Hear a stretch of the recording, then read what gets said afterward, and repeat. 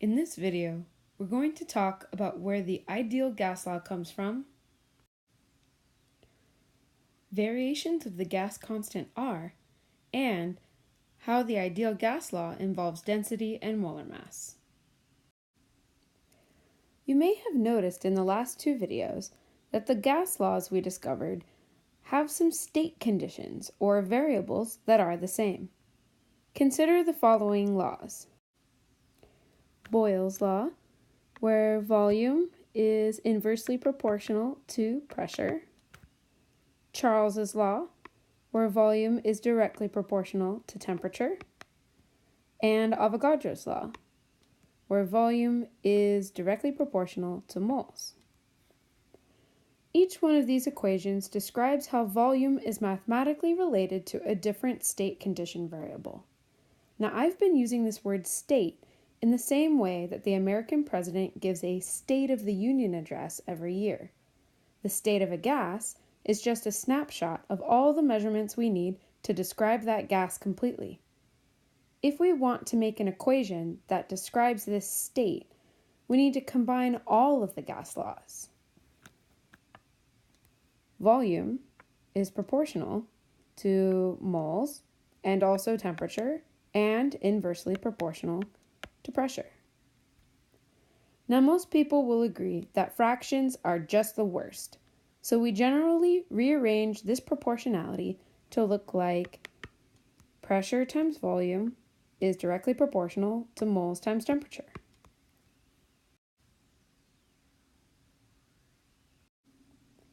Now, if you graphed the product PV versus the product NT, you would get a straight line. As long as the pressure is not absurdly high or something too far above 1 atm and the temperature is warmer than freezing. We call the slope of this line R instead of M.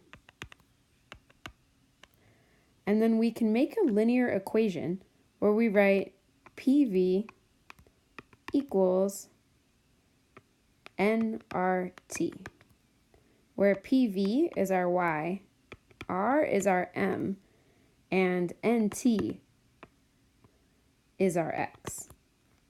I know it looks a little weird to write the slope in the middle of variables, but I think people just figured it was easier to say pivnert, and it's a funny thing to help you remember the equation. Considering how many different types of units there are for our 4 gas variables, we had to standardize which values of R we're going to use for calculations. There are 2 main forms of R that are useful for problem solving.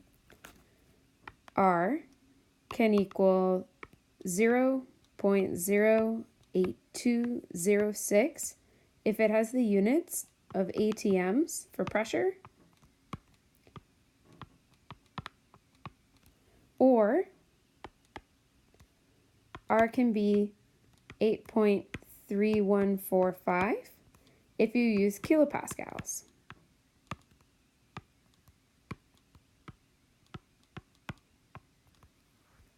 Please note that the units of R are not a formula. PV equals nRT is the formula, and the units of R are a reflection of the slope's units on the PV versus NT graph. Most general chemistry textbooks prefer to use ATMs in the problems, so it's a good idea to always convert your gas variables to ATMs, liters, moles, and Kelvin, to make sure that you are matching your R units before starting any problem. Calculations involving the ideal gas law are pretty simple until you get to the ones involving density and molar mass. We need to be a little clever with our units, but we can derive 2 more useful forms of the ideal gas law for these situations. Okay, so these are the units that we need for PV equals nRT: atms, liters, moles, and Kelvin. Okay, now I want to think about units for molar mass and density.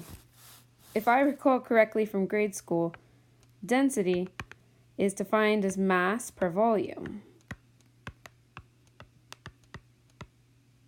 And that would usually have units of grams per milliliter or something else. But since we're doing gas law stuff today, let's consider it in liters instead. We also have molar mass,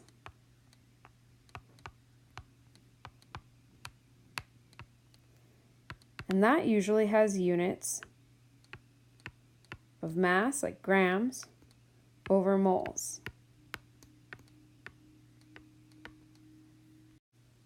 We can see some common units within the ideal gas law. It looks like we can use density and molar mass to convert values in our ideal gas equation. Let's give it a try. First, I want to define some new variables for these terms so I can save some time writing.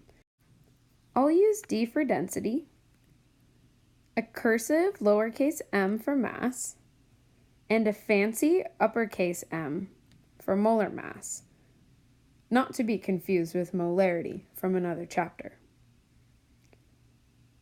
Okay, now we need to try some fancy substitution. First, I think we can substitute out our moles if we use our molar mass definition.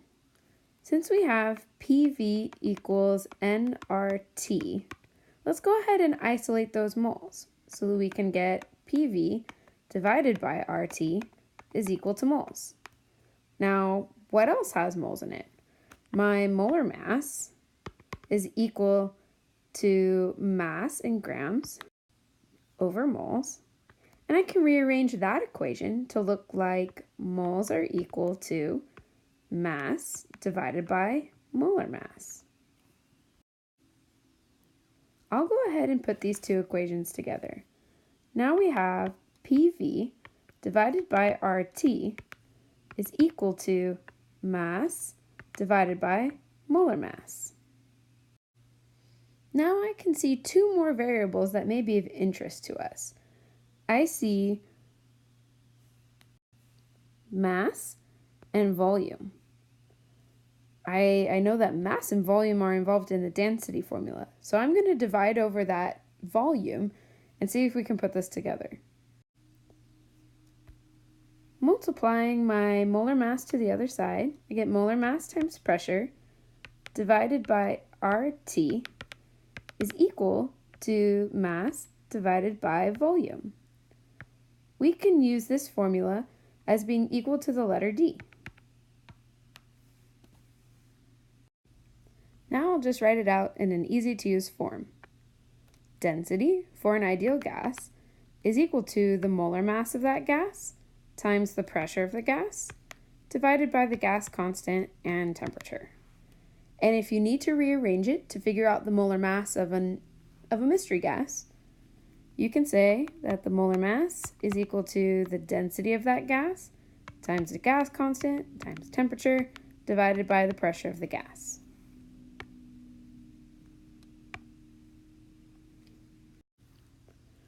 Like all gas law problems, be careful that you are using appropriate units.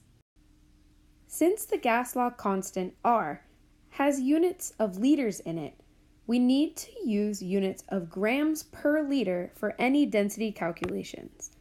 Again, make sure that your density is in units of grams per liter before starting an ideal gas law problem.